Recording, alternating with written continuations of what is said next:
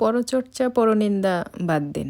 কার ছেলে হয়েছে, কার মেয়ে হয়েছে, কার স্বামী কাকে ছেড়ে চলে গেছে, কার কয়টা বিয়ে হয়েছে, কে এখন কার সাথে প্রেম করছে, এগুলো দিয়ে আপনার কিছুই হবে না। এইসব জানলেও আপনার গুনাহ কমে যাবে না, বরং নিজের কথা চিন্তা করুন।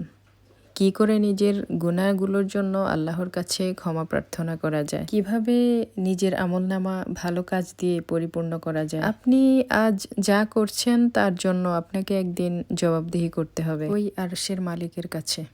এটাও কিন্তু গীবত, পরনিন্দা।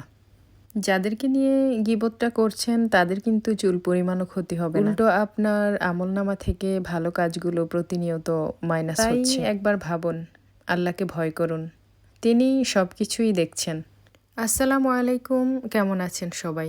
আমরা আলহামদুলিল্লাহ ভালো আছি। বেশ কিছুদিন যাবৎ জাপানের ওয়েদার কিন্তু তেমন একটা ভালো না।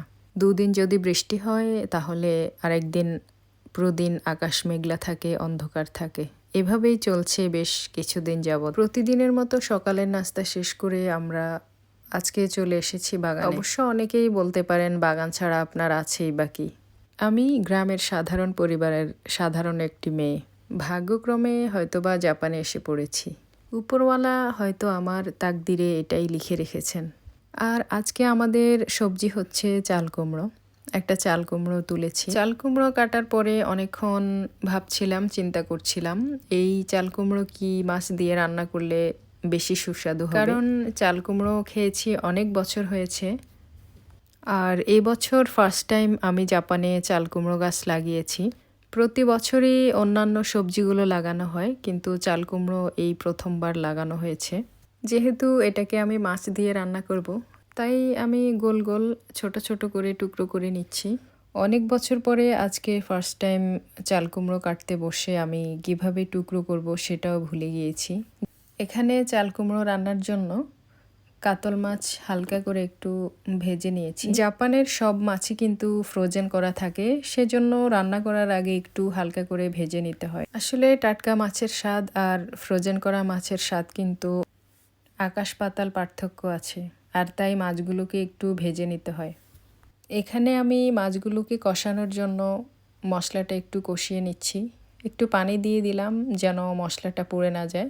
আমি মাঝে মাঝে চিন্তা করি, যে আপুরা ভয়েস ওভার দিয়ে ভিডিও মেক করে তারা আসলে অনেক ধৈর্যশীল। কারণ ভিডিওতে ভয়েস ওভার দেওয়া যে কী একটা কষ্টের ঝামেলার, সেটা যারা ভয়েস ওভার দিয়ে ভিডিও মেক করে তারা ছাড়া আসলে কেউই বলতে পারবে না। আর আজকে আমাদের দুপুরের মেনুতে থাকছে ইলিশ মাছ ভাজা আর কাতলা মাছ দিয়ে চাল কুমড়ো রান্না। তো আমি মাছগুলোকে একটু কষিয়ে আবার তুলে নিচ্ছি একটা বাটিতে। এখন চাল কুমড়োগুলো দিয়ে দিলাম। এগুলোকে ভালোভাবে কষিয়ে যখন এগুলোর পানি বের হয়ে একটু নরম হবে, তারপর দিব নারকেল পাউডার। এভাবে গাছ থেকে টাটকা সবজি কেটে এনে রান্না করার মজাটাই কিন্তু আলাদা। এতটা ফ্রেশ, এতটা টাটকা। কথা বলতে বলতে কিন্তু আমার রান্নাও প্রায় শেষ হয়ে এসেছে। সবাই অনেক বেশি ভালো থাকবেন, সুস্থ থাকবেন।